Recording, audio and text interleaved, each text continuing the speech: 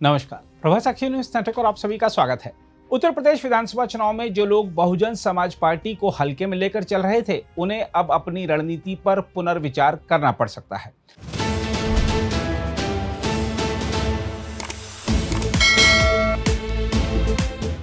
बसपा के राष्ट्रीय संयोजक आकाश आनंद चुनावी मैदान में पूरी ताकत के साथ उतर चुके हैं और उनकी सभाओं में उमड़ रही भीड़, खासकर युवाओं की मौजूदगी पार्टी के लिए नई उम्मीद पैदा कर रही है। 2024 के लोकसभा चुनाव में भी आकाश आनंद ने बसपा की रैलियों में बड़ी भीड़ आकर्षित की थी।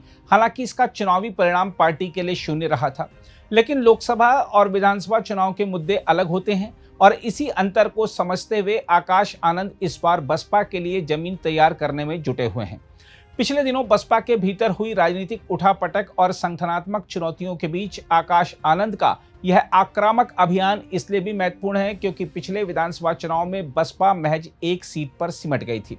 ऐसे में आगामी विधानसभा चुनाव बसपा और खुद आकाश आनंद के लिए राजनीतिक अस्तित्व तथा प्रभाव की बड़ी परीक्षा माना जा रहा है। हम आपको बता दें कि सोमवार को हाथरस के सादाबाद विधानसभा क्षेत्र में पार्टी प्रत्याशी अविन शर्मा के समर्थन में आयोजित कार्यकर्ता सम्मेलन में आकाश आनंद ने योगी आदित्यनाथ सरकार पर रोजगार, शिक्षा और कानून व्यवस्था के मोर्चे पर तीखे हमले किए। उन्होंने कहा कि राज्य सरकार से पिछले 10 वर्षों के कामकाज का हिसाब मांगा जाना चाहिए। आनंद का आरोप था कि सरकार ने अपनी कमियों को छिपाने के लिए पिछले एक दशक में विज्ञापनों पर 7,000 करोड़ रुपए से अधिक खर्च किए हैं। युवाओं के मुद्दे को केंद्र में रखते हुए उन्होंने दावा किया कि राज्य में 4 लाख से अधिक सरकारी पद खाली पड़े हैं और कई प्रतियोगी परीक्षाओं में पेपर लीक की घटनाएं हुई हैं। उनका कहना था कि यदि विज्ञापन पर खर्च होने वाली रकम का इस्तेमाल परीक्षाओं और रोजगार के लिए किया जाता तो बड़ी संख्या में युवाओं को सरकारी नौकरियां मिल सकती थीं।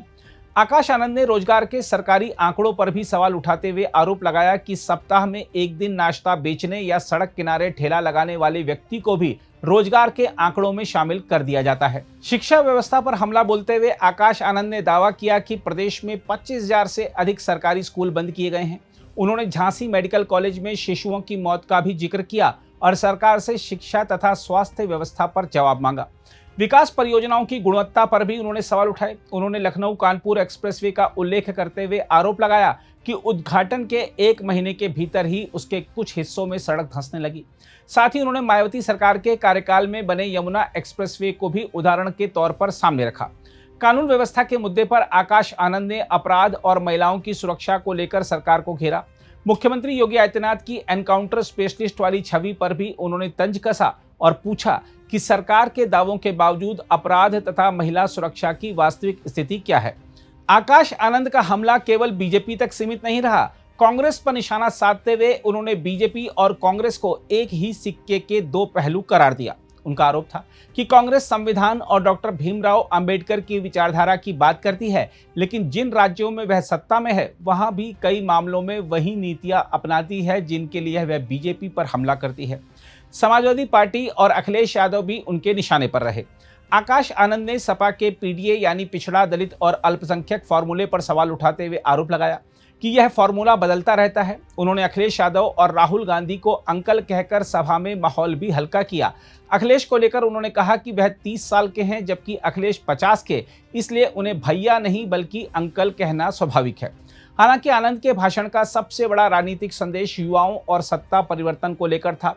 दिल्ली समेत देश के विभिन्न हिस्सों में हुए जेनजी के प्रदर्शनों का जिक्र करते हुए उन्होंने कहा कि युवाओं का सड़क पर उतरना गलत नहीं है, लेकिन केवल भाषण और प्रदर्शन से व्यवस्था नहीं बदलती। उनके मुताबिक एक व्यक्ति को हटाकर दूसरे व्यक्ति को लाने से ना नीति बदलती है, ना प्रक्रिया और ना ही अधिकारी। आकाश आनंद ने कहा कि वास्तविक बदलाव के लिए सरकार और सत्ता में बैठे लोगों को बदलना होगा। उन्होंने इस संदर्भ में कांशीराम और मायावती की राजनीति का उल्लेख करते हुए कहा कि दोनों नेताओं ने हमेशा बहुजन समाज को सत्ता हासिल करने और अपना भविष्य स्वयं लिखने के लिए प्रेरित किया। उन्होंने युवाओं को आरक्षण के खिलाफ बनाए जा रहे कथित प्रचार से भी सावधान किया। आकाश आनंद ने कहा कि आरक्षण गरीबी हटाने का कार्यक्रम नहीं बल्कि सामाजिक असमानता दूर करने का संवैधानिक माध्यम है। उन्होंने अपने समर्थकों से आगामी विधानसभा चुनाव को अधिकारों की लड़ाई का अवसर मानते हुए सक्रिय होने की अपील की। इसी रणनीति के तहत आकाश आनंद ने नया नारा भी दिया, इस बार वोट हाथी को, अपने पुराने साथी को। साथ ही उन्होंने मतदाताओं से मायावती को 5वीं बार मुख्यमंत्री बनाने की अपील की। साफ है कि बसपा इस बार चुनावी लड़ाई को केवल सीटों की लड़ाई नहीं बल्कि अपने राजनीतिक आधार की वापसी की लड़ाई बनाना चाहती है।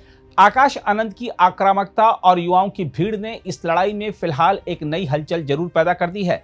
अब देखना यह होगा कि रैलियों में दिखाई दे रहा यह उत्साह वोटों में कितना बदलता है। अगर आप भी लेना चाहते हैं देश दुनिया की तमाम जानकारी तो आज ही सब्सक्राइब करें हमारे चैनल को। साथ ही नीचे दिए बेल आइकन को जरूर दबाएं ताकि हर अपडेट आप तक पहुंच सके।